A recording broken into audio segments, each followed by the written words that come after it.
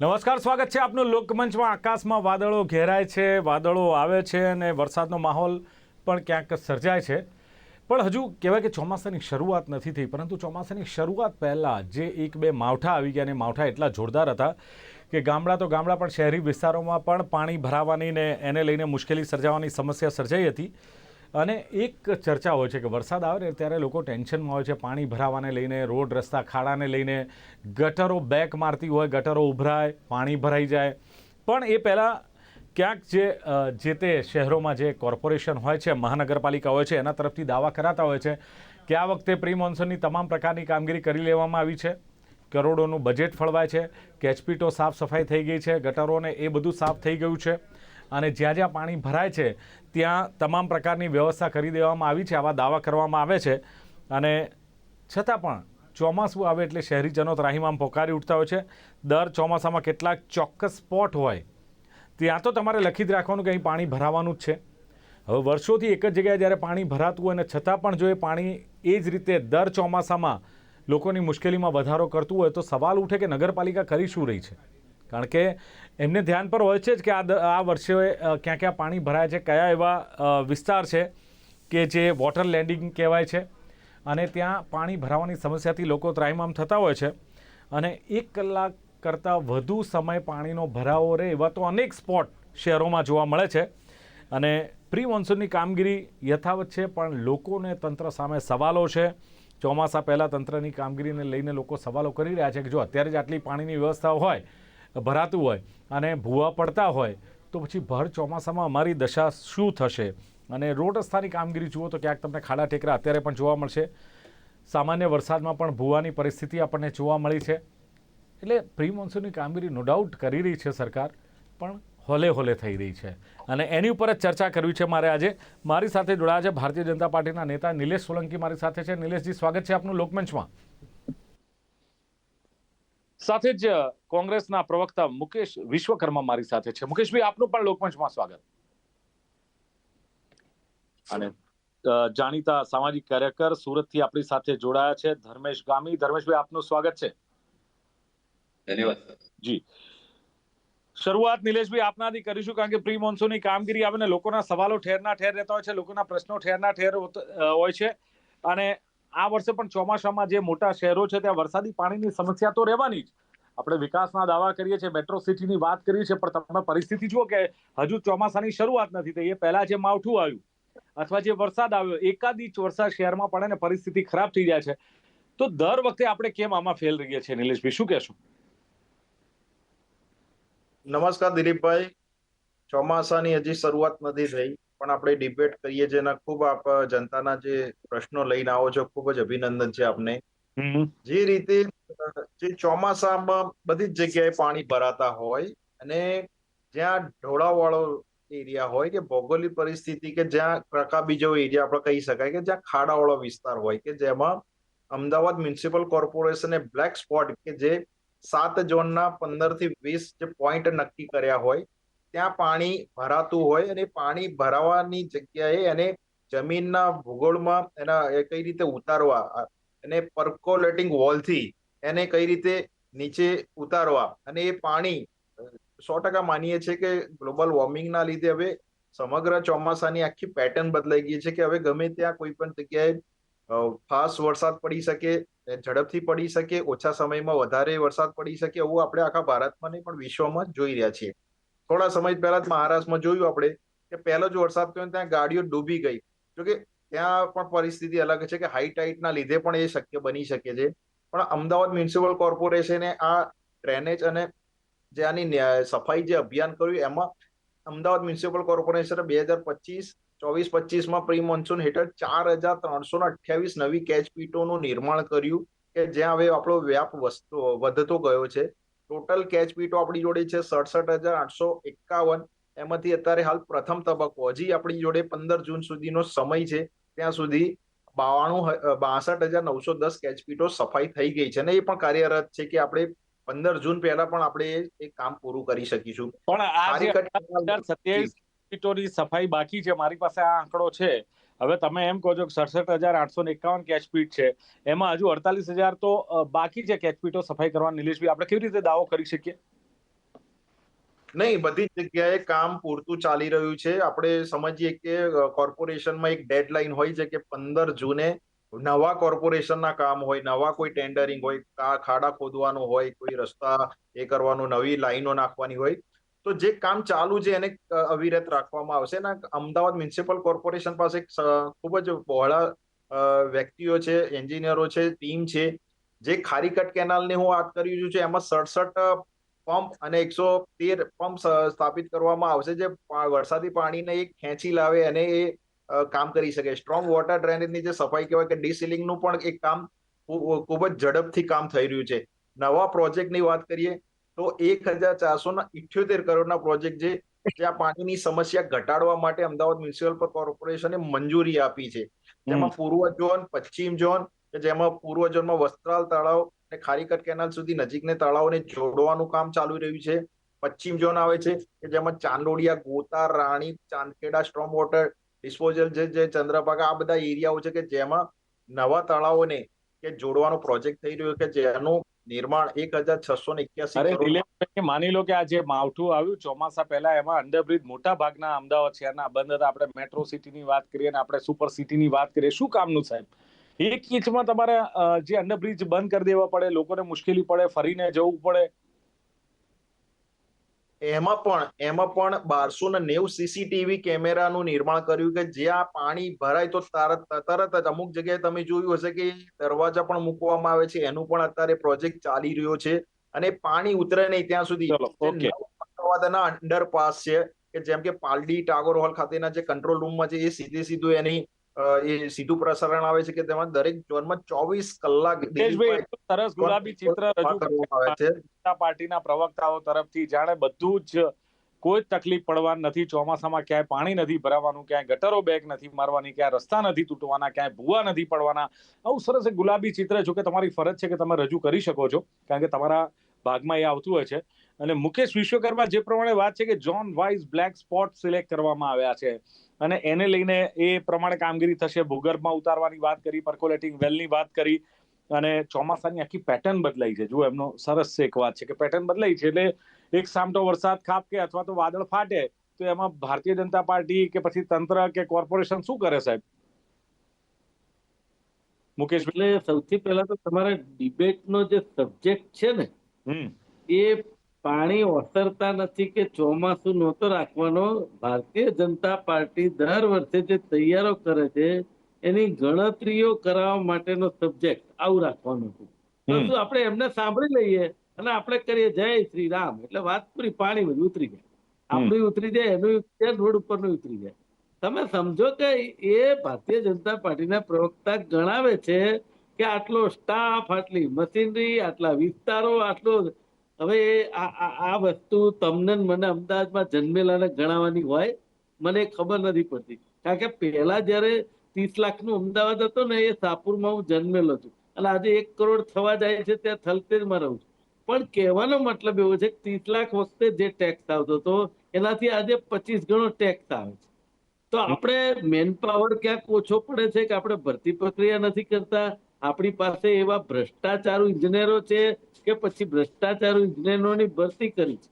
એટલે આ જે છે કોન્ટ્રાક્ટ આપીએ છીએ એની અંદર પ્રોબ્લેમ છે, ટેન્ડરમાં પ્રોબ્લેમ છે. કારણ કે ટેન્ડર વાળાને ટેન્ડર આપણે આપીએ તો એ ધારો કે 50 લાખમાં આપવાનું હોય અને આપણે એને કે 20 અહીંયા મોકલાવવા પડશે, એટલે એ 30 જેવું જ કામ કરવાનું છે. એવો પ્રોબ્લેમ છે.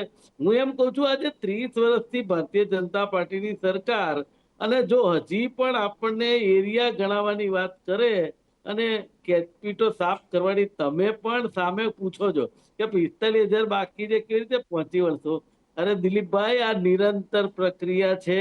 આ કોઈ ચોમાસા પહેલાની નથી. પ્રી મોન્સૂન પ્લાન કોને કહેવાય? ગયા વર્ષે જ્યાં લીટા મારી રાખ્યા હોય કે અહીંયા પાણી ભરાય છે, અહીંયા પ્રોબ્લેમ છે, એ સોલ્વ કરી નાખવું, એને પ્રી મોન્સૂન પ્લાન કહેવાય. અથવા તો કોઈ ભયજનક બનાવો બને એને તાત્કાલિક પહોંચી વળવું, એને પ્રી મોન્સૂન પ્લાન કહેવાય. એને પ્રી મોન્સૂન પ્લાન ના કહેવાય કે નકરા બજેટ ફળવાઈ જાય ને હવે કોર્પોરેશનની ચૂંટણી છે એટલે એમાં વાપરવા કામ લાગે. આ ધંધો ન થાય ને આ થાય છે અત્યાર સુધી. હવે એમની વાત એવી છે કે આ જગ્યાએ આ થઈ ગયું, આ જગ્યાએ. આજની તારીખે 1 કલાક, 2 કલાક, 3 કલાક, 6 કલાક ને 8 કલાક આટલું પાણી નથી ઓસરતું સાહેબ. 8 કલાક સુધી ગામી સાહેબ સાંભળજો, બરાબર. તો એવા વિસ્તારો લખ્યા છે 2 થી 3 વ્યાસવાડી રોડ ના નરોડા, અને 6 કલાક વાળા તો ગોતા અને બધું ઘણું બધું આવી જાય, ઘુમા તળાવ. તો મને એવું થાય છે કે આમાં જે વિસ્તાર લખ્યા છે, કાં તો તમારું મીડિયા ખોટું છે અને ભારતીય જનતા પાર્ટી ખોટી. કારણ કે આમાં અડધું અમદાવાદ આવી જાય છે જે પાણી ભરાવામાં લખે છે. તો પછી આપણું 30 વર્ષ જૂનું શાસન, આટલી મોટી આધુનિક સગવડો, ડિજિટલ ઇન્ડિયાની વાત, મોટા મોટા પ્રોપર્ટી ટેક્સ, આ બધું ક્યાં ગયું? અને તમે જુઓ, જ્યારે લોકલાડીલા પ્રધાનમંત્રી આવે, જ્યારે મુખ્યમંત્રી આવે, જ્યારે ગૃહમંત્રી હવે તો આવે આપણા દેશના, ત્યારે એવું કહીને જાય બોપલ ઘુમા વિસ્તારમાં, શેલામાં, કે હવે તો 1% તકલીફ નહીં પડે, અહીંયા બધી નવી ડ્રેનેજ લાઈન નું બજેટ ફાળવ્યું. કરોડોના બજેટ ફાળવે જાય છે, તો આ બજેટ જાય છે ક્યાં? અગત્યની વાત વિચારવાની એ આવી કે જેટલા બજેટ ફાળવીને ગયા અત્યાર સુધી અમદાવાદ મ્યુનિસિપલ કોર્પોરેશનને, એની જો ગણતરી લેવામાં આવે છેલ્લા 15 વર્ષની, આપણે 30 વર્ષની વાત નથી કરવી, તો સાહેબ અમદાવાદ નંદનવન બની જાય. તો આ બજેટ જાય છે ક્યાં? મારી વાત ત્યાં સવાલ છે કે હમણાં એમ કે છે કે અમે આ કામ કર્યું, અમે આ કામ કર્યું. અરે ભાઈ, 30 વર્ષથી સરકાર હોય તો આપણે શું ખુરશીમાં બેહી રહીને ફોટા પડાવવાના, ઉદઘાટન કરવાના કે પેલા શુભારંભ કરવાના? ના, આપણે કામ કરવા. પ્રજાએ આપણને મત જ અમને કેમ નથી આપ્યા? અમે વિરોધ પક્ષમાં છીએ. તમને મત એટલે આપ્યા છે કે તમારે કામ કરવા, અને છતાંય જો એ કામ ગણાવવાની વાત કરતા હોય તો એ નિંદનીય બાબત છે. એ કામ ગણાવવાના ના હોય. હું કઉ છું કે આ ડિબેટ અને ચર્ચા એ છે, જે કામ નથી થયા, જેની પરેશાની થઈ રહી છે, જેની વાત કરીએ છીએ, એને લઈને લખીને તમે ગાંધીનગર કે અમદાવાદ ખમાસા મોકલો, અને જો થઈ શકતું હોય તો કરાવો, નહીં તો અહીંયા ના પાડો કે અમારથી નહીં થાય. ચાલો, એ તો તારી વાત પહોંચશે મુકેશભાઈ, અને એ વાત થશે. ધર્મેશભાઈ, કઈ રીતે જુઓ છો? જેમ મુકેશભાઈએ કહ્યું કે કરોડો રૂપિયા ફાળવવામાં આવે છે, પણ અત્યારે તો ટેકનોલોજી પણ એટલી આગળ છે, એવા સુપર શકર જેવા છે વાહનો આવ્યા છે, એનાથી કેચપીટો અને ગટરોની જે સફાઈ થતી હોય છે, પ્રેશર પણ આપવામાં આવે છે.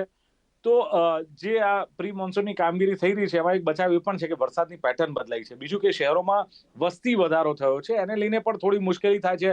રોડ રસ્તા સાંકડા થયા છે, દબાણ વધ્યું છે, એને લઈને પાણીને જવાનો રસ્તો નથી. આ બધા ઘણા બધા કારણો ગણાવવામાં આવે છે. ધર્મેશભાઈ, પ્રશાસનનું કામ શું? દિલીપભાઈ, પ્રશાસનનું કામ શું? જે પણ આફત આવવાની હોય, જે તકલીફ આવવાની હોય, જે વિકાસ થવાનો હોય, એને સોલ્યુશન કરવાનું હોય, કે કોઈ પણ વ્યક્તિને પ્રાથમિક સુવિધા મળી રહે, એ પ્રશાસનનું કામ છે. એ વાત સાચી છે કે વાતાવરણમાં ક્યાંક ને ક્યાંક ગ્લોબલ વોર્મિંગના કારણે અમુક જગ્યાએ અતિવૃષ્ટિ થઈ જાય તો આપણે સમજી શકીએ કે ના પહોંચી વળીએ, ક્યાંક પાણી વધારે ભરાઈ જાય. પરંતુ આપણા અમદાવાદમાં જે વરસાદ પડ્યો હતો, ત્યાં સરસપુર વિસ્તાર લગભગ સરસપુરની અંદર 7 થી 8 કલાક પાણી 1 ઇંચમાં ત્યાં ભરાઈ ગયેલો, અને 5-6 કલાક સુધી નતું નીકળ્યું. હવે સુરતની વાત કરીએ તો સુરતમાં ઘણા બધા એવા પોકેટો છે જ્યાં પાણી ભરાઈ જાય છે. મીઠી કાળીનો વિસ્તાર છે, ત્યાં અમારે ત્યાં પાલનપુર પાટિયા, પર્વત પાટિયાનો વિસ્તાર છે, વરાછાના ભાગો છે, અમારે પાગળના નજીકનો વિસ્તાર છે, વેસુનો વિસ્તાર છે. વિકાસ નો ડાઉટ થયો છે, પરંતુ પાણીનું બ્લોકેજ પણ થઈ રહ્યું છે. એટલે ક્યાંક ને ક્યાંક હું જોવા જાઉં તો પ્રી મોન્સૂનના નામે કરોડો રૂપિયાનું બજેટ હંમેશા ફળવાય છે, છતાં જે કામગીરી કરવાની હોય એ કામગીરીમાં ક્યાંક ને ક્યાંક ગાલમેલ છે, એવું હું ચોક્કસ કહી શકું. સફાઈનું જે એક મોટી ગાડી લીધેલી, એ લગભગ 1 કે 2 કરોડ રૂપિયાની ગાડી સફાઈ માટે લીધેલી, એના મેન્ટેનન્સના 75 લાખ રૂપિયા મેન્ટેનન્સના આવ્યા છે. એટલે આ ભ્રષ્ટાચાર છે ક્યાંક ને ક્યાંક અંદર કાલે.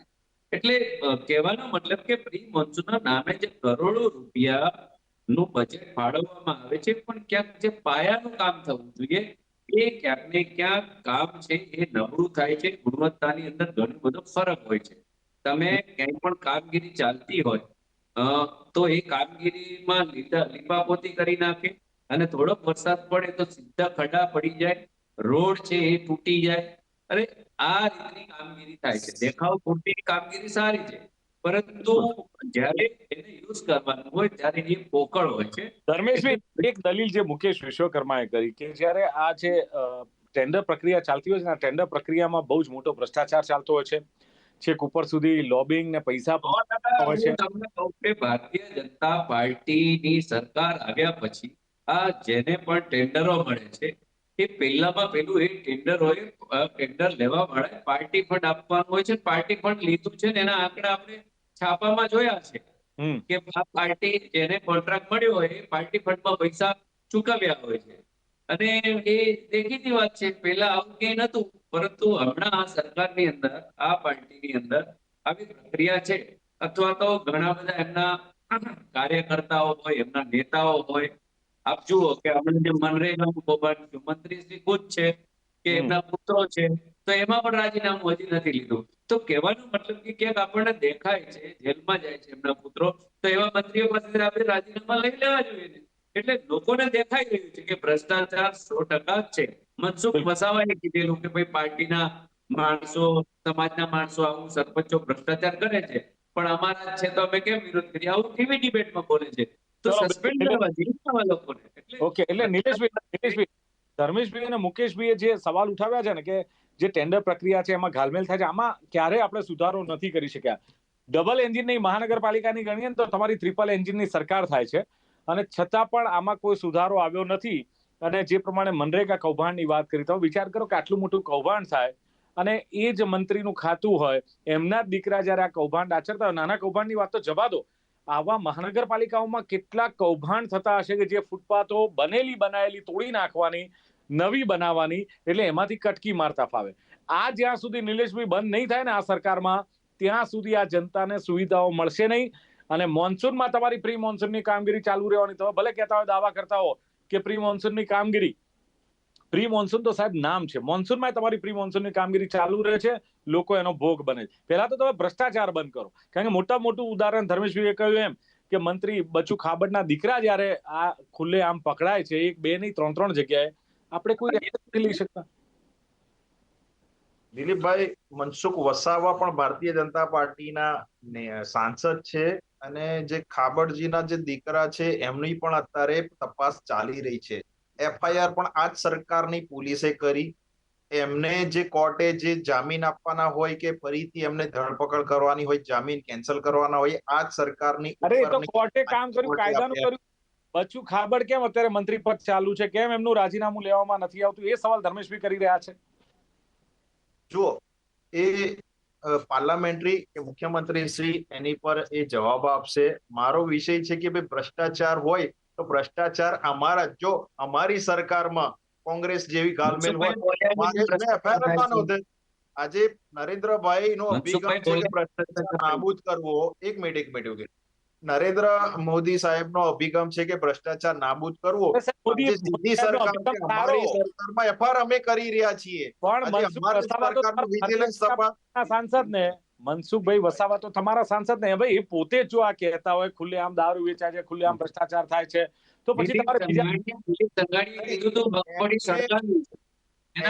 મનસુખ વસાવાના દરેક નિવેદનો જુઓ તો અધિકારી જે કામ નથી કરતા, અધિકારી રોડ સરખો નથી બનાવતા, તો અધિકારીના એ ખુલ્લેઆમ બોલે છે. અને મુકેશભાઈ વિપક્ષ તરીકે અમારી સરકારમાં ટ્રાન્સપરન્સી છે અને મુકેશભાઈ વિપક્ષ તરીકે આ સરકાર આ પ્રજા છે કેટલી અપેક્ષા તમારી પાસે રાખે? કારણ કે વિપક્ષનું કામ છે અવાજ ઉઠાવવાનું, રોડ પર આવવાનું, ધરણા કરવાનું, લોકોની સમસ્યા અને પ્રશ્નો લોકો સમક્ષ લઈ જાય. સાહેબ, વિપક્ષ મજબૂત હોય ને તો પછી ઘણા બધા સવાલો વિપક્ષ સરકાર સામે ખડા કરી દે. પણ વિપક્ષમાં બી તમે જુઓ, તળા જે તમારા ઇન્ટરનલ મેટરમાં નથી પડવું, પણ તમે રેસના ઘોડા, લગ્નના ઘોડા હજુ અલગ નથી કર્યા. તમારા જે બોસ કહી ગયા રાહુલ ગાંધી, પણ ત્યારબાદ એમાંનું કશું જ થયું નથી. એ ઘોડા જ ઓળખાયા નથી ને. અલગ કરવાની વાત તો એક બાજુ. મુકેશભાઈ, શું અપેક્ષા વિપક્ષ પાસે? દિલીપભાઈ, હમણાં નેતા બોલ્યા છે એ ઘોડા એટલે અલગ નથી કર્યા કે આ લોકોને નરેન્દ્રભાઈએ કીધેલું કે એક બાજુ નરેન્દ્રભાઈએ ભ્રષ્ટાચાર ઓછો કરવાનો કીધો છે, એવું કીધું છે, એક બાજુ ચારેય બાજુ બધા ભ્રષ્ટાચાર કરે છે. નરેન્દ્રભાઈ શું રહ્યા છે, કોઈ ક્યાંય કશું કહેવા જતું નથી. આવી વાત થાય ને એટલે અમે હમણાં અલગ નથી કર્યા કે એમને ભ્રષ્ટાચાર કરી લેવા દો, ચૂંટણી આવે તેનું ફંડ શું જવાબ આપો છે સરકારનો? બોલો. જો વચ્ચે નહીં બોલવાનું દિલીપભાઈ, એ નહીં, બરાબર? દિલીપભાઈ. આપણી સિસ્ટમ બહુ સારી છે, વચ્ચે નહીં બોલવાનું. તમે પૂછ્યું કોંગ્રેસ નું, એમને જવાબ આપ્યો બીજેપી સરકારનો. બોલો. હા, ના, ના, હું બહુ જવાબ અરે જુઓ. મને બધી ખબર છે મારે કોને જવાબ ક્યાં આપવો, મને બધી ખબર છે. હવે જી. બીજી વાત કરું, આપણે ગટર પાણી અને નળ ઉપર રહીએ કારણ કે નરેન્દ્રભાઈ સુધી ના જઈએ, કારણ કે નરેન્દ્રભાઈ તો ખબર જ ક્યાં છે ભ્રષ્ટાચાર થાય, એટલે તે ભાઈ કહે છે કે નરેન્દ્રભાઈ નાબૂદ કરી દેશે, નામી દેશે, પણ એમ કઈ તો શું ખબર શું જ કરશો નથી. મુકેશભાઈ? અરે ભાઈ સાહેબ, ભાઈ નથી બોલે નિલેશ વચ્ચે થાય. હવે હા. બીજી વાત કે મૂળ ભૂવાની વાત કરીએ, વરસાદની વાત કરીએ, મુકેશભાઈ, પાણીની વાત. વાત કરી છે, તમારી પાસે શું અપેક્ષા રાખે આ જનતા વિપક્ષ તરીકે? એટલું કોને ખાલી એટલે અમારી પાસેની અપેક્ષાનો પહેલો અત્યારે જે હું ડિસ્કસ કરી રહ્યો છું ને, જો એમનામાં હા. સાંભળવાની તૈયારી ના હોય ને કે આ ટોણા મારે છે તો રિપેર કરાવી દે, આ સૌથી મોટો મુદ્દો છે. ચલો બીજી બિલકુલ. વાત, જો એમને આખરે શું- ચાલતું ઓકે, વિશ્વકર્માજી, હે? ધર્મેશભાઈ, આખરે આપનું શું માનવું છે કે આનો ઉકેલ શું, કે પછી પ્રજા પીસાતી જ રહેશે? શોર્ટમાં શું કહેશો? હા, તો શોર્ટમાં ઉકેલ જ કહેતો તો કે આ જે ભૂવા પડે છે ને, એ જે લાઈનો નાખે છે એની અંદરના જોઈન્ટ. તમે તો જવાબ આપી દીધો ધર્મેશભાઈ. જી જી, શું પ્રજા કે આમ પીસાતી જ રહેશે? આનો ઉકેલ નથી કશું? ઉકેલ શું હોય? એક સાઈડ સરકાર હોય, બધું અત્ર સર્વત્ર એક જ પાર્ટી પાસે હોય તો પ્રજાનું કઈ માનવાનું હોય નહીં. એટલે મને એવું નથી લાગતું. વિરોધ પક્ષ જે છે એ ખૂબ મજબૂતીથી ઉભો રહેવો જોઈએ, અથવા તો એની પેરેલલ હોવો જોઈએ. એકદમ આટલી બહુમત વાળી સરકાર હોય જ્યાં પણ, ત્યાં એ પોતાના મનમાનીનું વર્તન કરતી હોય. આ પ્રજાની એમને કશું જ પડી નથી. જ્યારે મોટા મોટા નેતાઓ આવે, જે એરિયામાં બધું સમૂહસૂત્રો લાલ એકદમ ગાલ જેવું થઈ જાય, પછી એ જતા રહે એટલે બધું ભૂલાઈ જાય. પરિસ્થિતિ આ છે. એટલે લોકોનું નેતાઓ ધ્યાન રાખે, તમે લોકોની છો, કાલે લોકો નારાજ થશે તો પાછા ઉતારી પણ દેશે. એટલે પ્રજાના હિતનું કામ કરવું જોઈએ, પ્રાથમિક સુવિધાનું કામ. ચલો બિલકુલ ધર્મેશભાઈ, છતાં પણ 30 વર્ષથી ભારતીય જનતા પાર્ટીની સરકાર છે, પણ દિલીપભાઈ એક મિનિટ, દિલીપભાઈ મારી તમને બે હાથ જોડીને વિનંતી છે કે આ જે કઈ પ્રશ્ન અહીંયા તમે ચર્ચા કરો છો ને, તો ચેનલનો વ્યાપ એવો કરો કે નરેન્દ્રભાઈ સુધી પહોંચે. આ પહોંચતું નથી લાગતું એવું કેવું છે નિલેશ. ના પહોંચે. વિપક્ષ થોડો અવાજ મજબૂત કરે ને, થોડો પડઘો પડે એવું વિપક્ષ કરે ને. વિપક્ષ ઉપર તમારી ચેનલ નહીં પહોંચાડે એમ કહું છું. ના ચેનલ તો કરે છે, અમે તો પ્રજાના પ્રશ્નોને ઉજાગર કરીએ છીએ, પણ એક પ્રજાને એ પણ છે કે વિપક્ષ એટલો મજબૂત હોય કે અમારા પ્રશ્નોનો પડઘો પડે. પણ હવે એ પણ અમે અપેક્ષા રાખીએ કે વિપક્ષ મજબૂત થશે.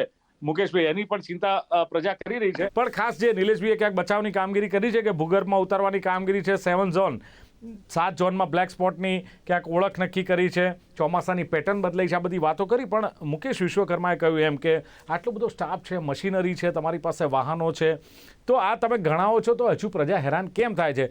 ટેક્સમાં અનેક ગણો વધારો, કોંગ્રેસનું શાસન હતું એના કરતાં અનેક ગણો વધારો મુકેશ વિશ્વકર્માનું કહેવું છે કે છે. ભરતી પ્રક્રિયા થાય છે, ટેન્ડર પ્રક્રિયા થાય છે, એમાં નકરો ભ્રષ્ટાચાર છે.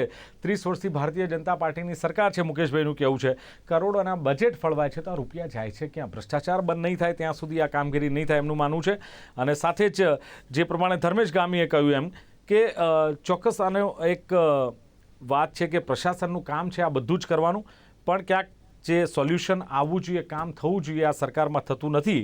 અને સુરતના ઘણા વિસ્તારો એમણે ગણાયા છે કે જ્યાં આ પ્રકારની ઘટના બનતી હોય છે, અતિવૃષ્ટિ હોય અને પાણી ભરાય એની ના નથી, પણ ભ્રષ્ટાચારને ઘાલમેલ છે. ધર્મેશ ગામીનું કહેવું છે ને પાયાનું કામ જે થવું હોય એ થતું નથી. જો પાયાનું કામ થાય તો પ્રજાને આમાંથી ચોક્કસ ઉકેલ મળે.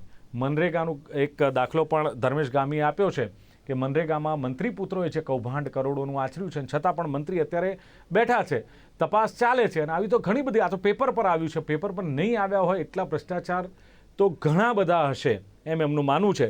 પણ એક અપેક્ષા રાખીએ પ્રી મોન્સૂનની કામગીરી જે હોલે છે એમાં થોડો વધારે એક વિકાસ થાય, ઝડપ આવે અને આખરે લોકો આ કામગીરી અને મોન્સૂનમાં પ્રી મોન્સૂનની કામગીરી ન થાય એ પણ તકેદારી રાખવામાં આવે. ચર્ચાનું સમાપન કરીએ છીએ. નિલેશ સોલંકી, મુકેશ વિશ્વકર્મા, ધર્મેશ ગામી, ત્રણે જોડે ખૂબ ખૂબ આભાર. Thank you very much. તો દર્શક મિત્રો, આ હતી ચર્ચા મોન્સૂનમાં પ્રી મોન્સૂનની કામગીરી અને એ પણ કામગીરી હોલે. ફરી મળીશું નવી ચર્ચા સાથે. જોતા રહો ગુજરાત ન્યૂઝ. નમસ્કાર.